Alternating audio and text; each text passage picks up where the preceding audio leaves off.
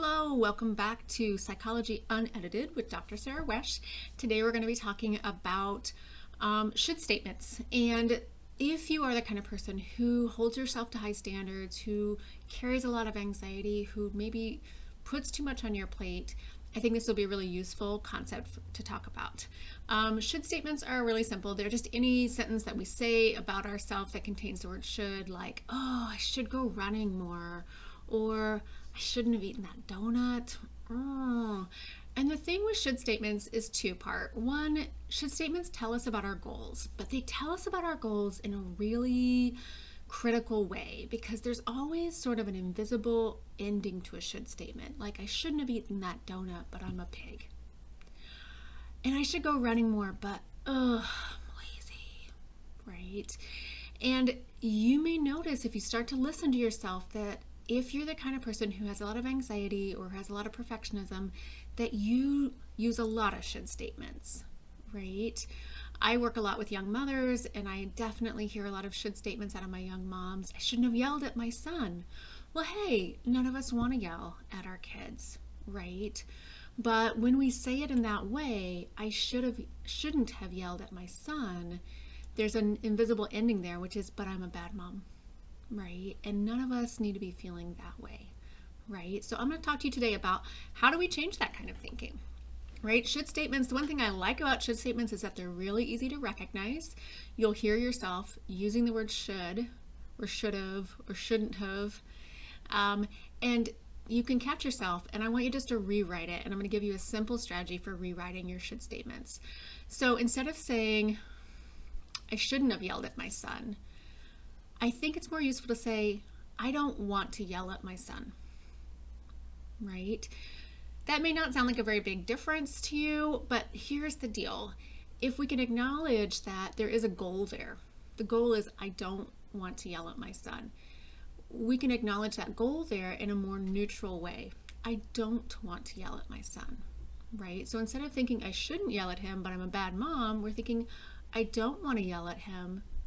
And then the end of that sentence might be, what do I need to do about it, right? And I think is to really think, well, if I want to meet this goal of yelling less, right, what's going to need to change? Maybe I need to figure out how to get more sleep. Maybe I need to hire a babysitter because between the hours of 2 and 4, I'm exhausted, and I tend to yell at my son a lot during that time, right? So I think it's just trying to be more proactive.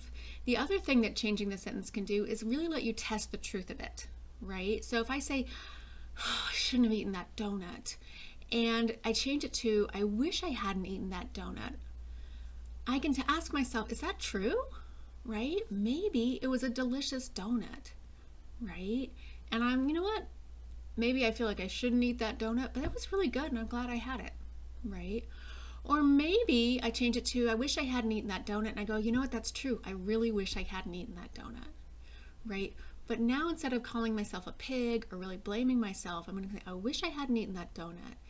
If I don't want to eat donuts, what am I going to have to do differently, right? Maybe I'm going to need to make sure I eat a good breakfast before I go to work.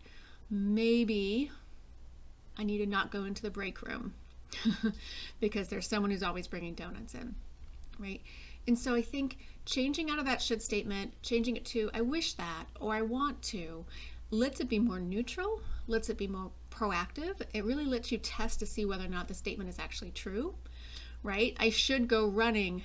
Well, maybe I hate running, right? So if you test it out and you go, I want to go running, you're like, no, I don't want to go running. But the goal is still there. The goal is maybe I want to be more active. Right? So instead of thinking I should go running, but I'm lazy, right, is I want to be more active. And what's a fun way for me to be more active? Maybe it's not running. Maybe it's Zumba class with friends or swimming or something else, right? So again, we listen to our should statements only enough to tell us what our goals are.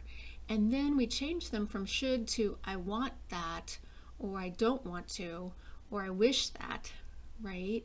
And then we can go from there to really rewrite it in a more neutral way. Because again, the purpose of changing our thoughts is not to think in a positive way all the time. We're not going to be constantly positive.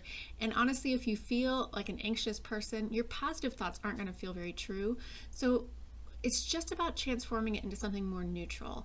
And I think you'll find, it sounds like a very small thing, but I think you'll find if you do this on a consistent basis, you will start to notice less anxiety. You will start to work on your perfectionism, and you will start to notice results. Okay? Let me know if you have any questions. You can comment or suggestions for me. I hope you have a really good day.